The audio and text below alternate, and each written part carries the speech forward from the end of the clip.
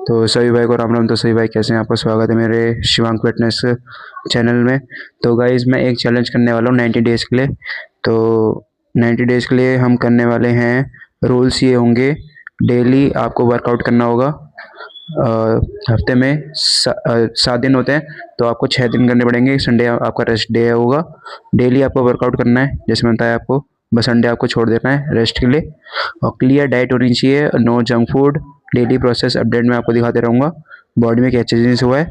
और कुछ लोग ये कहते हैं कि भाई बॉडी बनाना मुश्किल है, तो ऐसा कुछ भी नहीं है। तो कंसिस्टेंसी होनी चाहिए। कंसिस्टेंसी हो तो कुछ भी मुश्किल नहीं है आपके लिए।